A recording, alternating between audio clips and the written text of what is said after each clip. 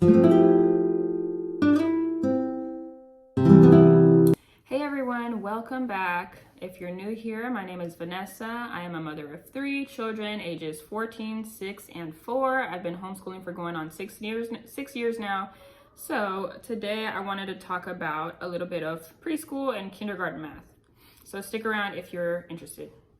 I want to preface it by saying that I don't think that it is at all necessary for you to have a curriculum for kindergarten or preschool at all, or any curriculum at that, So my first suggestion again is the 3 R's. My first suggestion is this because Ruth B. Chick lays it out how in the early years it can happen so organically. This is supposed to be K through 3rd grade. But she lays it out from the child's early years to first grade, what they should be doing, and she just gives you ideas.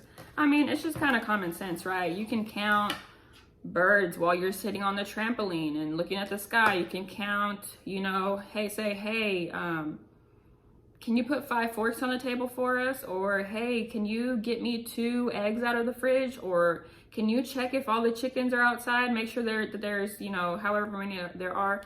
There's just things that you can do naturally to get their, thinking up. But yeah, just having them play games like Chutes and Ladders or just any little counting game, have them count real objects. I have a little basket here with dice, marbles, little counting bears, rocks that they've put in here, little counters. They like doing that stuff. They like playing anything really that you set out for them. There's books that you can get that encourage counting. For example, The Very Hungry Caterpillar, right? They're counting as they're going out through the day, right? On Monday, he ate through 1 apple, but he was still hungry. On Tuesday, he ate through 2 pears. On Wednesday, he ate through 3 plums. So they go and they just organically, right? You can just get books at the library that are counting books. There's a ton of them. This book, this story, my son really liked. We would do it over and over again. He learned how to count to 10 in here, and it was great.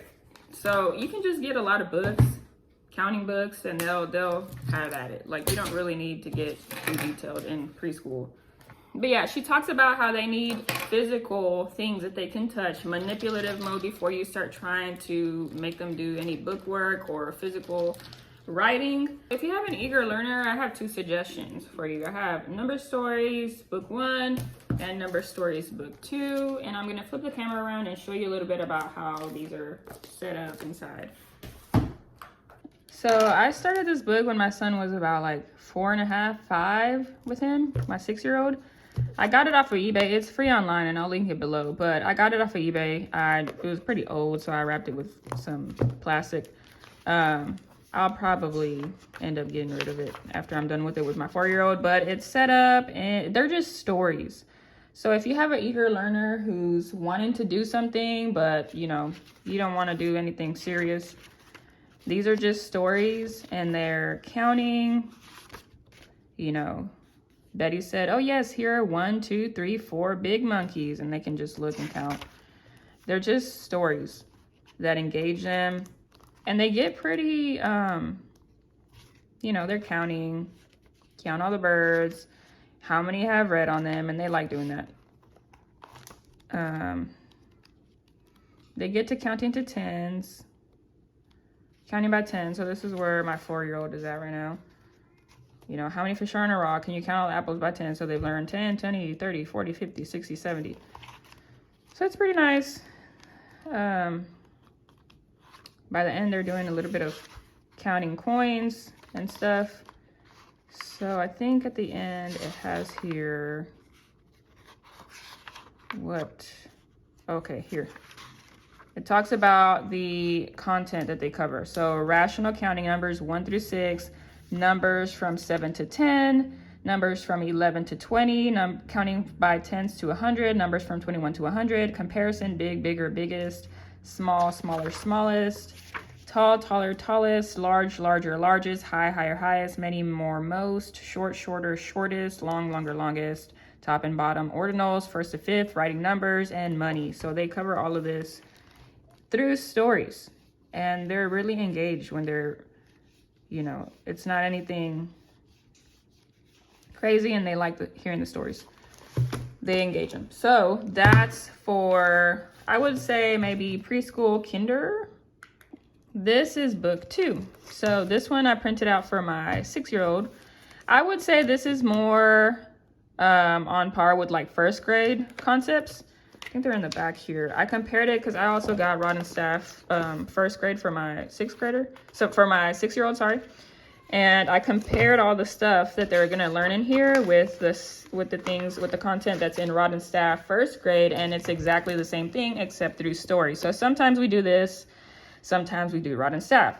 So this is the content that they learn in book 2. So counting numbers from 1 to 10, and then it says right here, introduced in book 1, from 11 to 20, counting by 10s to 100. So this is just review. So they're learning numbers from 100 to 300, counting by 2s to 20, counting by 5s to 50, writing numbers to 100, ordinals, addition concept, subtraction concept, how many are left, how many are more, how many are fewer, how many more are needed, all that. Easy addition facts, easy subtraction facts, problem solving, money, comparison, the same kind of stuff from the last book, right? High, higher, higher, low, lower, lower, fewer and less. They do measurement, calendar, telling time, foot and inch, quart and pint, and dozen.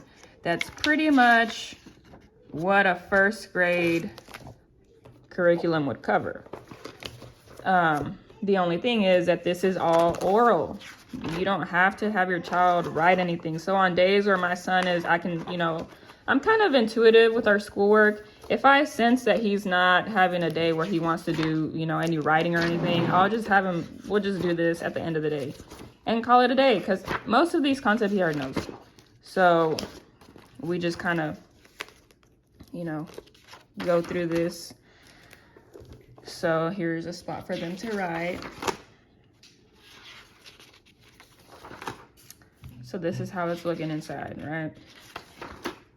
It's very gentle. So like it says, how many red apples are in each box? Count all the apples by 10s.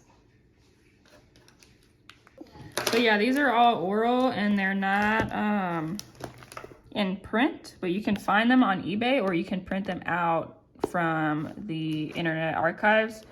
They were from the 1940s. So yeah, you can easily find them. So other than that, keeping a calendar in your kitchen and showing them the days, saying, hey, today's the 1st of, May or the 2nd of May. Today's Monday, tomorrow's Tuesday, things like that.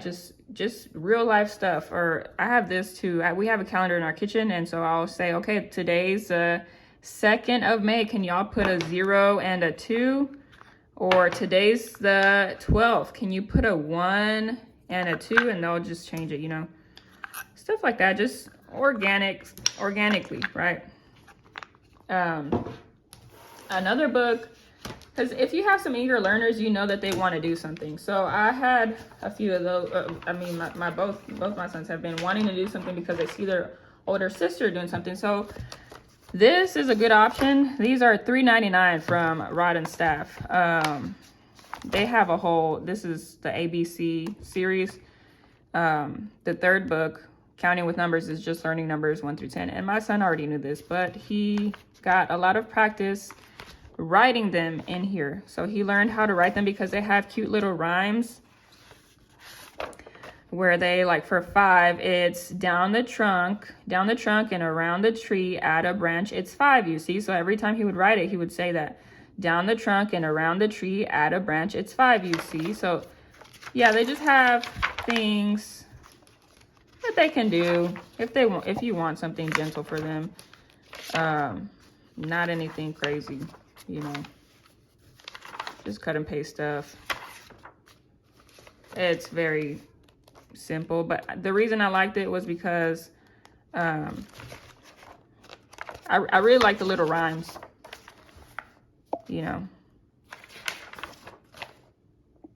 Yeah, I really like them for the little rhymes. For each number, they have a little rhyme. So for 3, it's around a tree and around a tree. This is how you make a 3. So every time he would forget how to do it, he would say the rhyme. So down and over and then down some more. This is how you make a 4. They all have a little rhyme that goes along with it. A loop on top and then a line. This is how you make a 9. So these are a good option if you wanted something gentle for them to write. And they do have like Bible stories in here. And this is how the front looks. And if you want me to do a flip through of these, because we've done A with my 4-year-old, B, C, D, and F. Well, he's still working through it, but my 6-year-old has done all of these. If you want to flip through, except E, because I thought that was just busy work. But if you want to flip through of these, I'm glad to do that. That 10 of these makes 1 of these, and 10 of these makes 1 of these, and 10 of these makes 1 of these. You know, just show them stuff in real life. So I hope that these suggestions were helpful to you. I hope that they will add to your homeschool, and I hope that you got a little bit of, that you gleaned something from this. So have a blessed day. Thanks for watching. Don't forget to like, comment, and subscribe. If you have any questions, I'll get to them as soon as I can. Thank you.